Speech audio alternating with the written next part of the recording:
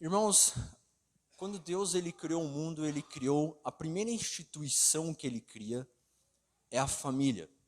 É a família. E Deus, quando ele cria a família, ele projeta essa família em um jardim. Ele cria o jardim e lá ele coloca o homem. Quando Deus ele cria o homem e ele o coloca lá, ele coloca lá com duas funções muito claras, que é o que aparece no verso 15. Olhe comigo no verso 15 o que Deus fez. Diz: tomou, pois, o Senhor Deus ao homem e o colocou no jardim do Éden para o cultivar e o guardar. Quando Deus coloca o homem no Éden, ele coloca lá para ele cumprir com duas funções: cultivar o jardim, ou seja, o que se esperava que Adão fizesse é que ele trabalhasse continuamente no jardim do Éden, para que esse jardim se expandisse e crescesse ainda mais, mas não apenas isso. A segunda função que Deus esperava que Adão cumprisse é que ele protegesse esse jardim. Não apenas o jardim, mas tudo aquilo que estava dentro do jardim. Toda a criação, inclusive a sua esposa. Então, o que nós vemos Deus estabelecendo no Éden, especialmente no homem, é uma liderança inescapável. O que Deus está colocando aqui na criação do homem, e a partir de Adão, todos os homens que nascem, eles nascem com uma liderança inescapável. Significa o quê? Que eles, por ser homens, eles são líderes. Por ser homens, eles nascem líderes. Eles nascem com a responsabilidade de cultivar o mundo e proteger o mundo. Essa é a ordem que Deus criou, né? Queiram ou não os homens essa responsabilidade, gostem ou não as mulheres do mundo disso, esse é o padrão que Deus estabeleceu. E essa liderança ela pode ser exercida basicamente de duas formas. Ela pode ser exercida de uma maneira fraca, ou ela pode ser exercida de uma maneira forte. Mas o fato é de, por você ser um homem, você vai ser líder de alguma maneira. E o que a Bíblia fala quando ela especifica sobre o homem, ela diz que o que se espera que o homem cumpra na sua função no mundo, e principalmente numa relação familiar, é um amor sacrificial. Lembra da linguagem de Efésios? Que um casamento ou uma relação familiar representa o amor de Cristo pela igreja. O que se espera do homem é um amor sacrificial em três áreas principais, que é a espiritual, financeira e emocionalmente. Essas três áreas são muito, muito importantes. O que se espera de um homem é que ele cultive, expande e trabalhe na expansão do seu jardim nessas três áreas: espiritual, financeira e emocionalmente. Fique claro, para nós exercer este amor sacrificial que se espera num lar cristão, nós precisamos cumprir e ser eficiente nessas três áreas, não apenas uma delas. É muito comum hoje homens exercer liderança pensando: olha, eu trabalho muito, trabalho, acordo 5 da manhã, volto 6 horas da tarde, e tudo bem, assim, eu cumpro o meu papel de homem, eu sou homem, eu sustento minha família. Mas quando a gente olha para as Escrituras, o amor sacrificial que se espera do homem vai além disso. Não é apenas financeiramente, é espiritualmente e emocionalmente também. É isso que se espera de um homem. Cada casamento em qualquer lugar do mundo, ele é uma imagem de Cristo e a igreja. Ele é uma imagem de Cristo e uma igreja. Ele pode ser uma imagem verdadeira ou ele pode ser uma imagem falsa. Mas cada casamento ele representa a imagem de Cristo e uma igreja. E portanto isso que se espera. E o que Deus está estabelecendo aqui é um princípio muito importante para nós entendermos o lar cristão, que o fato é que o homem aqui no Éden, ele é responsável por tudo o que acontece no universo feminino. O homem aqui no Éden, ele é responsável por tudo que acontece, tanto no jardim quanto na vida emocional de Eva ou em qualquer outra coisa. E é muito importante nós termos isso em mente, porque tudo o que acontece hoje no universo feminino é responsabilidade dos homens. Inclusive o feminismo de hoje em dia, ele é responsabilidade dos homens.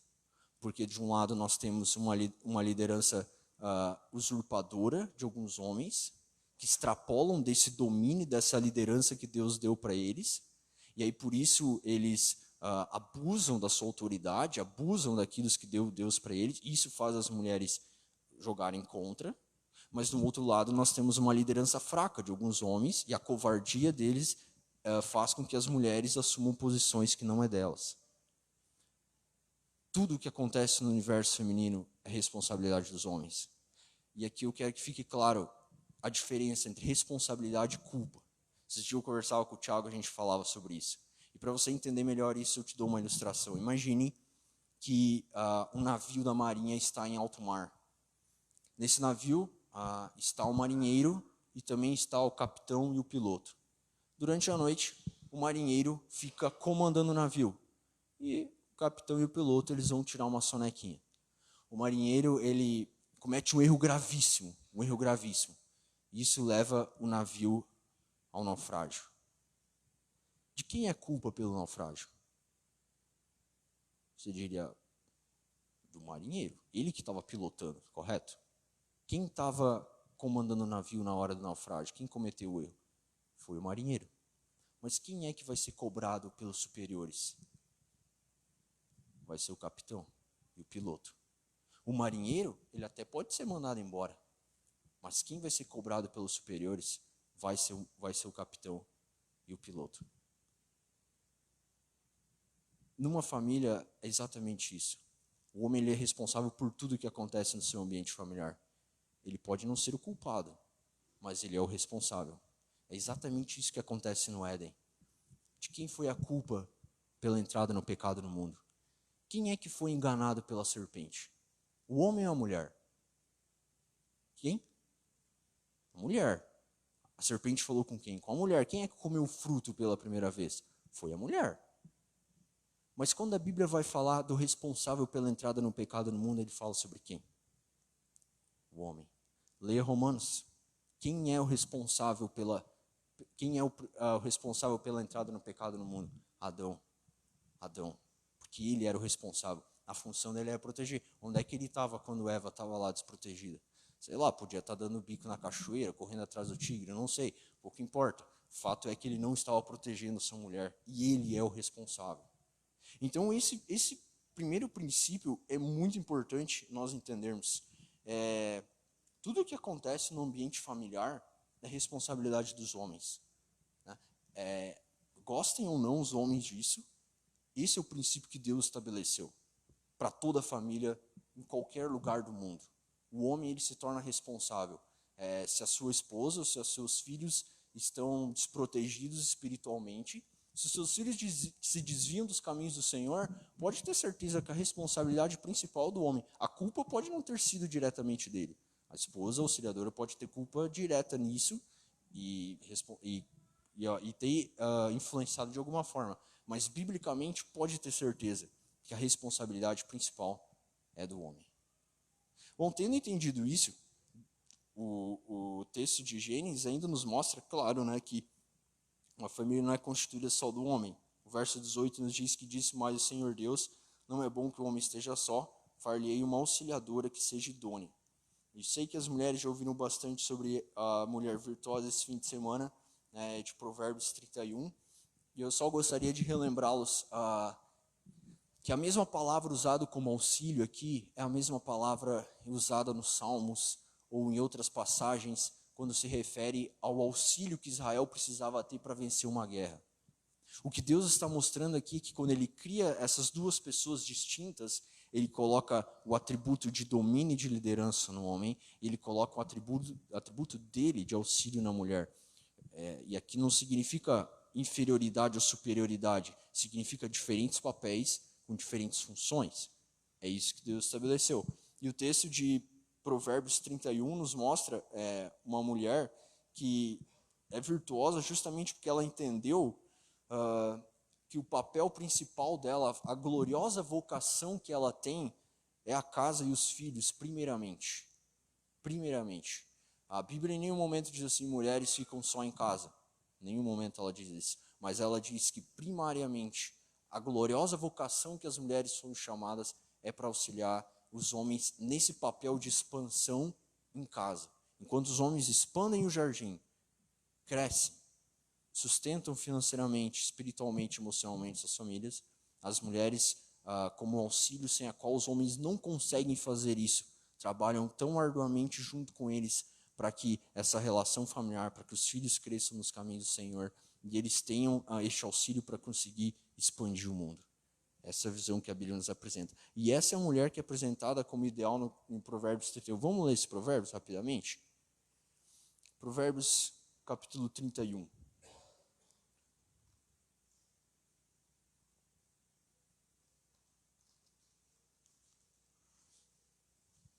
Verso 10 em diante.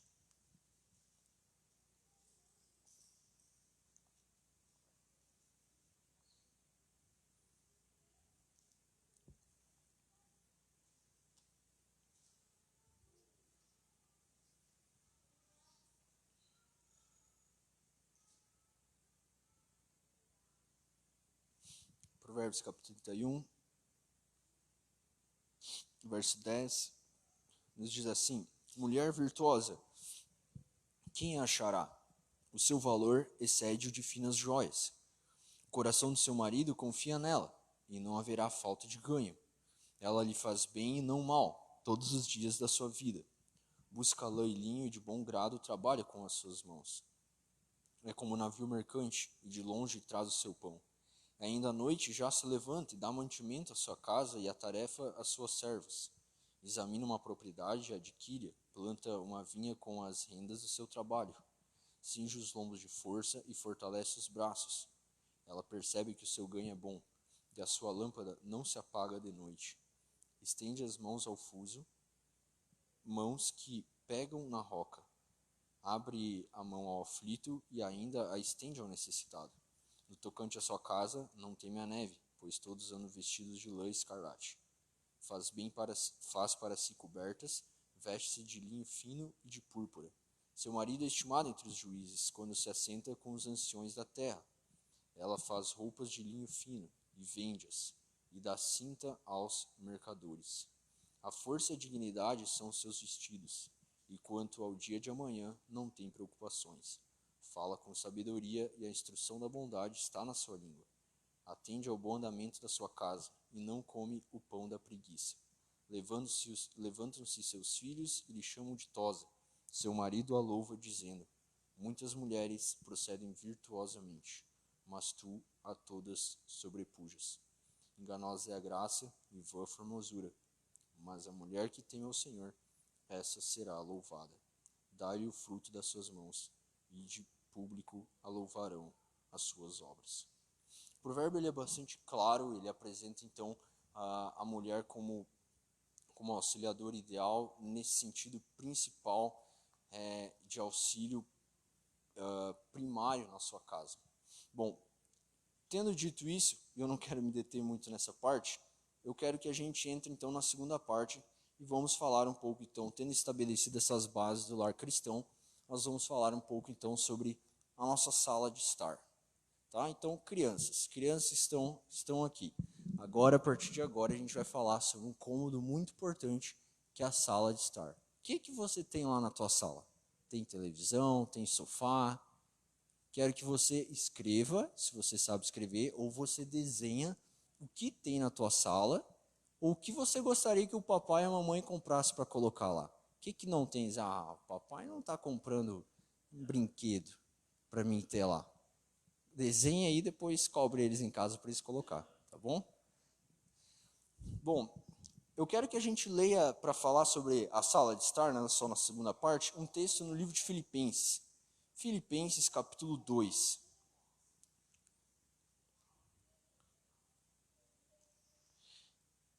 Vamos ler do verso 1 ao 4. A gente precisa lembrar que a Bíblia ela é um manual de princípios, né, e não de métodos. Então é claro que não vai ter um texto falando especificamente sobre a nossa sala de estar. O que a Bíblia nos oferece são princípios. Então, através desses princípios, a gente consegue inferir aplicações para todas as áreas da nossa vida, inclusive a nossa casa. Filipenses capítulo 2, do verso 1 até o verso 4.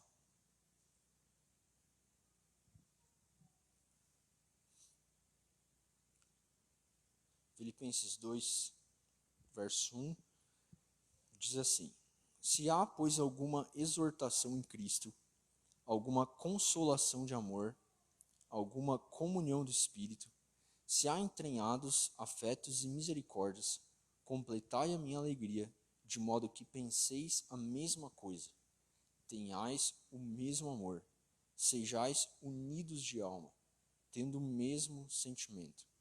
Nada façais por partidarismo ou vanglória, mas por humildade, considerando cada um os outros superiores a si mesmos. Não tenha cada um em vista o que é propriamente seu, senão também cada qual o que é dos outros. Nessa passagem, Paulo ele está exortando os cristãos de Filipos a eles possuírem o mesmo sentimento, a terem o mesmo amor uns para com os outros e demonstrarem isso nas suas relações sociais, na forma com que eles se relacionavam uns com os outros. E quando nós falamos sobre a sala de estar, a nossa sala é um ambiente onde nós não temos muita... Olhando assim, a gente não consegue inferir muita coisa, né? Por exemplo, se você entra na tua cozinha, fica muito fácil identificar o que acontece lá, certo? Você tem panelas lá, você tem um fogão, você tem uma pia, você diz, bom, aqui é um lugar basicamente para fazer comida. Quando você entra no quarto, dá para fazer várias coisas no quarto, mas o móvel que aparece mais lá é uma cama, certo? E aí você diz, bom, aqui é para mim dormir. Mas quando você vai para a sala, a gente não tem muito, mas olha assim, pô, pode ter um sofá, pode ter alguma outra coisa, mas a palavra por si só, ela já diz, é uma sala de estar, né? É um lugar para nós estar, ou seja, um lugar para nós conviver.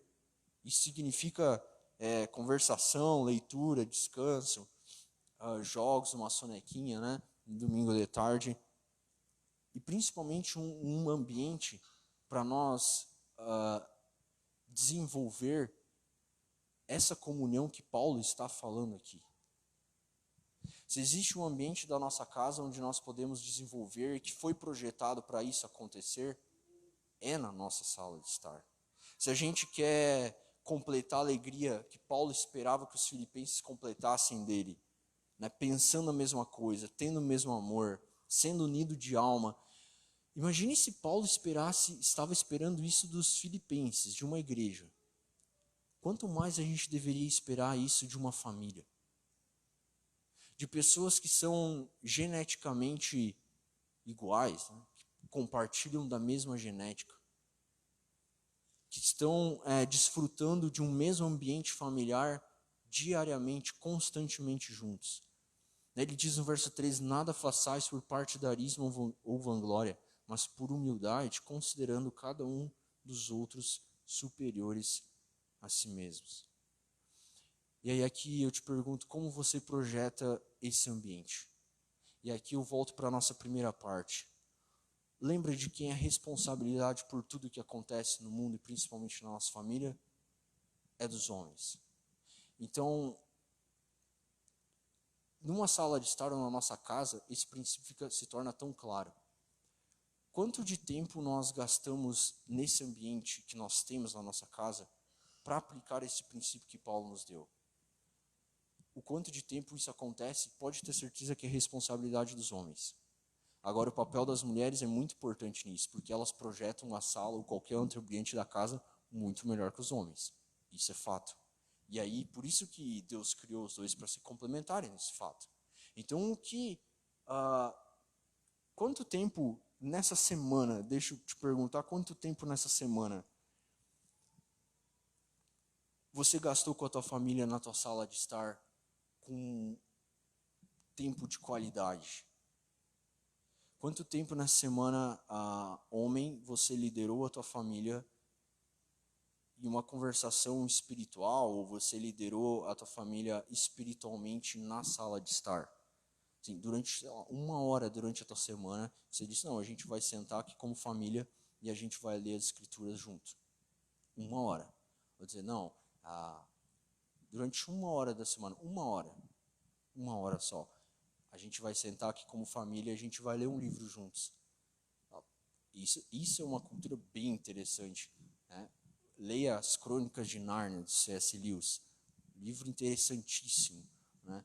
Faz várias ligações com Cristo, de uma forma completamente que qualquer criança vai adorar as histórias das Crônicas de Nárnia. Quanto tempo essa semana você, homem, assumiu a responsabilidade de amar a sua família como Cristo amou a igreja, e liderou a sua família espiritualmente, financeiramente e emocionalmente, fazendo isso na sala de estar? Bom, uma desculpa muito frequente que a gente usa, que a gente costuma ouvir hoje em dia é: eu não tenho tempo, né? A semana é super corrida para todo mundo, eu não tenho tempo. Se você soubesse a correria que eu tenho, eu acordo 5 horas, 4 horas, chego em casa super tarde. E eu entendo que é verdade que o nosso mundo impõe uma carga horária, e por vezes a gente precisa fazer várias coisas durante a semana, mas aqui eu faço uma pergunta para ti: você acha que Deus é um Deus injusto? Sim ou não? Deus é um Deus injusto? Não? Não é injusto, concordo contigo. Qual foi a primeira criação, no primeiro dia? O que ele criou no primeiro dia, lá em Gênesis 1? Dia, tarde e noite. Ele criou os dias. E lá no Éden, ele já estabeleceu um dia de 24 horas. Você acha que Deus é um Deus injusto? Que é pensar assim: nossa, eu vou fazer 24 horas só, porque eu vou ferrar com eles, né? Tipo, 24 horas é muito pouco, eles não vão dar conta assim. Eles precisariam de um dia de 48 horas, mas eu vou dar só 24 para que eles se virem. Você acha que Deus projetou o mundo dessa maneira? É óbvio que não. Deus projetou o mundo com 24 horas por dia, porque é o tempo exato que nós precisamos para fazer tudo o que nós precisamos fazer. Trabalhar, cuidar da nossa família, ter tempo de lazer, descansar. Se a gente não está conseguindo fazer isso, pode ter certeza que a culpa não é de Deus, que a culpa é nossa. Má administração do nosso tempo. E sabe, se você disser para mim: olha, eu não tenho tempo, eu não tenho 1 hora durante a minha semana para sentar na minha sala de estar, desfrutar de um tempo de comunhão com a minha família, ou de sentar na minha sala de estar e educar e ler as escrituras com a minha família, eu não tenho tempo para fazer isso. Deixa eu te dizer algo, meu irmão: Satanás tem bastante tempo livre. Pode ter certeza que se você não fizer isso, Satanás está com todo o tempo livre do mundo, para usar cada ocasião que ele tem para influenciar teus filhos, para influenciar tua esposa e acabar com a tua família. Se você, homem, não fizer isso, e não assumir essa responsabilidade, e conduzir, e junto com a sua família, com a sua esposa, fizer isso, pode ter certeza que Satanás vai dar um jeito de fazer. Então pense nesse cômodo tão importante que Deus projetou na nossa casa para nós termos um momento de comunhão e refletir esses princípios que Paulo está ensinando aos Filipenses, e como nós temos usado. E aqui eu falo um pouco também para os adolescentes, né? Nós temos alguns adolescentes aqui, pessoas mais jovens. Quantas vezes vocês já aproveitaram talvez este ambiente para conversar com seus pais e desfrutar de uma comunhão com eles e fazer perguntas de coisas que talvez vocês nunca perguntaram para eles? Coisas da infância. Daí vocês conhecem bem a infância dos pais de vocês, as coisas que aconteceram lá.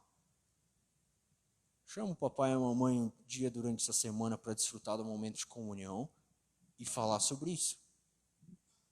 E conversar sobre isso. E eu sei que tudo isso pode parecer meio estranho quando você começar a fazer, porque toda mudança ela é estranha. Mas pode ter certeza que esse é o padrão bíblico de um lar cristão, de um lar que reflete a glória de Cristo, de um lar de pessoas que entenderam o que Cristo fez por nós na cruz. Isso implica diretamente na forma com que nós convivemos diariamente. Não me diga que você entendeu bem o Evangelho, que a cruz afetou diretamente a tua vida. Se as relações familiares, que foi a primeira instituição que Deus criou lá no Éden, não tinha nem igreja ainda, tinha só família. Essa primeira instituição, a gente não consegue desenvolver ela de uma maneira bíblica. Não é verdade que você entendeu profundamente o Evangelho. Porque as coisas não são antagônicas, não são uma coisa contra a outra. Elas caminham juntas. Bom, tendo falado dessa segunda parte, que é esse cômodo específico, eu quero então passar para a terceira parte. Nós vamos falar então sobre essa visita indesejada, que é a amargura. Crianças que estão aqui, agora a gente falou sobre a sala de estar e agora a gente vai falar sobre um pecado muito feio, que é a amargura. Se você sabe escrever, escreva esse pecado, a amargura. Se você não sabe escrever, desenhe um bicho bem feio. Sabe, um bicho que você não queria que aparecesse no teu sonho de noite. Desenhe esse bicho bem feio. Ele representa esse pecado que a gente vai falar agora, tá bom? Mas é um bicho para assustar mesmo. É para assustar até você, tá? Irmãos, vamos ler uma passagem que se encontra no livro de Efésios. Efésios, capítulo 4.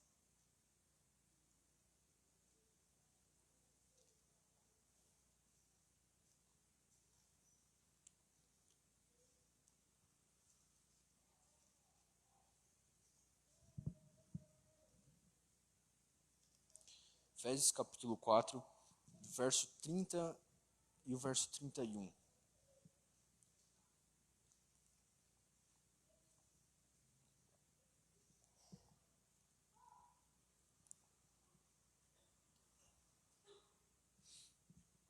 Efésios capítulo 4, verso 30, diz assim: E não entristeçais o Espírito de Deus, no qual fostes selados para o dia da redenção. Longe de vós toda amargura, e cólera, e ira, e gritaria, e blasfêmias, e bem assim toda malícia. Vamos ler mais um texto que se encontra em Hebreus. Hebreus capítulo 12, verso 14 e o verso 15.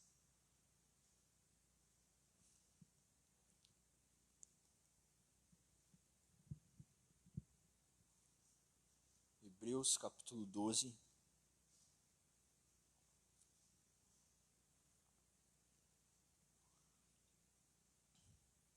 verso 14 e o verso 15.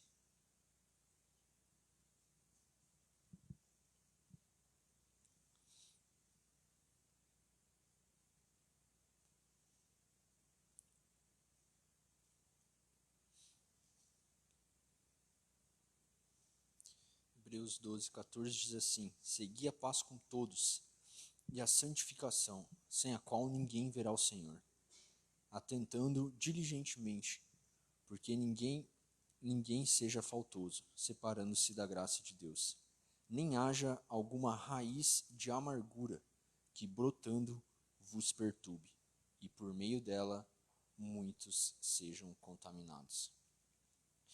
Irmãos, esses dois versos eles falam sobre a amargura e esse texto de Hebreus especificamente ele fala sobre a amargura como uma raiz, Vocês sabem, raízes elas buscam algo para se alimentar e elas vão crescendo para baixo, mas elas vão sustentando algo para cima, certo? Bom, a questão é que à medida que ela se alimenta, elas crescem. De medida que a amargura se alimenta, ela cresce, ela produz uma planta, uma árvore, e ela alcança a superfície, contaminando outras pessoas, ficando à vista de todas as outras pessoas. Bom, e há alguns sinais reveladores que seria bom, né, que todos nós, como membros de uma família, nós estivéssemos atentos e que mostram que nós estamos amargurados. É claro que este pecado da amargura ele pode nos afetar em qualquer outras relações sociais, ele acontece, mas com a nossa família é muito mais fácil. Por quê? Porque a gente está convivendo diariamente com outro pecador como nós, que precisa das boas novas do Evangelho assim como nós. Bom, e o primeiro sinal que aponta para um coração amargurado é que a amargura ela tem uma memória afiada para todos os detalhes. A amargura ela tem bons hábitos de estudo. Ou seja, ela revisa, revisa, revisa. Sabe o sinal de uma pessoa amargurada? Ela tem bons hábitos, uma boa memória para todos os detalhes. Aí quando você vai conversar com a pessoa e ela está amargurada, ela diz assim: naquele dia, semana passada, quinta-feira, 3 horas da tarde, a gente estava caminhando junto, passou outra pessoa na rua e tal, e aí você não cumprimentou e tal, e falou, você estava usando tal roupa. Bons hábitos, memória afiada, amargurado. Você lembra de tudo. Você lembra do dia, você lembra da hora, você lembra das pessoas que estavam ao redor, porque a pessoa fez algo contra ti, algum membro teu familiar que estava ali junto contigo, falou alguma coisa que você não gostou, e você lembra exatamente de cada detalhe.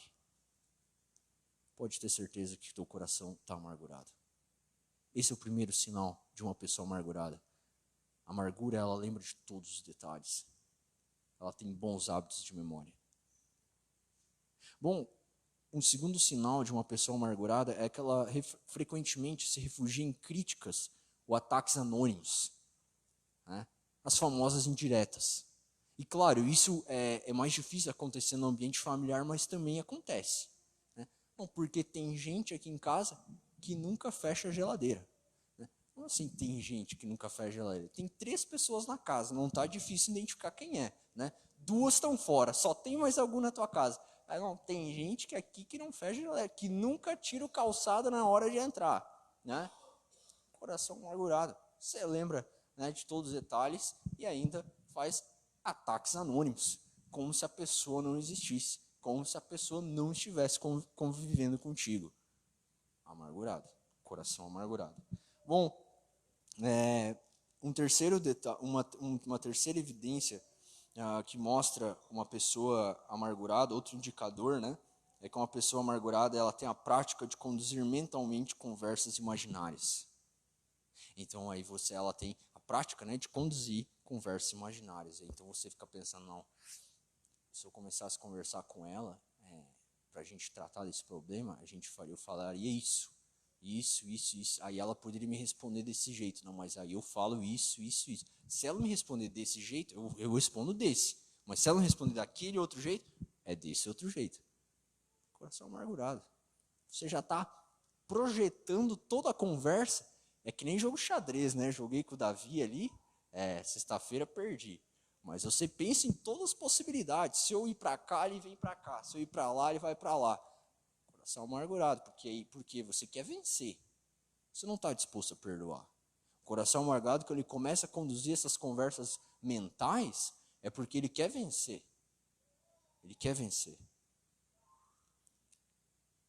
Então, se algum de nós aqui se identificou com essa visita indesejada, que não é bom que bata na porta da nossa casa, mas frequentemente ela bate, que é a amargura. A atitude que nós precisamos tomar, ela é muito simples. Ela é muito simples. Eu e você devemos chegar para a pessoa com que nós estamos amargurados. E nós devemos confessar o nosso pecado. Confessar o nosso pecado. Como se nós fôssemos os únicos errados na questão. Na prática, eu e você sabemos que não é assim. E teologicamente pode ter certeza ser impossível. Mas na hora de agir, um coração perdoador, ele não sabe como pensar sobre as faltas dos outros. E por isso, ele prefere nem pensar. Ele perdoa. Ele perdoa. Irmãos, se livre da amargura. Não deixe a amargura criar mais raiz. Não deixe passar de hoje. Não deixe que essa amargura crie raízes mais profundas. Se o teu filho, se o teu pai, se a tua mãe, se a tua esposa, teu esposo fez algo para ti, que te machucou, que te feriu, fale com ele essa noite. Confesse o teu pecado de amargura. Não vá conversando dizendo, porque você... Não, confesse o teu pecado de amargura e perdoe. Não é isso que Cristo fez por nós na cruz. Sabe? O que eu e você temos de justiça em nós para exigir algo de outros? Eu e você não podemos exigir nada, porque nós não temos justiça em nós mesmos. Nós também somos pecadores, que precisamos da graça de Deus. Então perdoe. Não permita que essa amargura crie raízes mais profundas. Ela vai te consumindo. Ela vai consumindo o teu pensamento. Você começa a criar conversas imaginárias. Toda conversa que você tem, você quer colocar uma indireta, né? Você fica revisando os detalhes. Se livra dessa amargura. Perdoe. E siga em paz.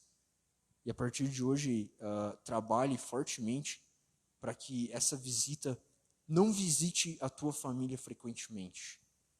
Crie um hábito de confissão, um estilo, né, um hábito, um estilo de vida de confissão e perdão sempre que necessário. Sempre que necessário.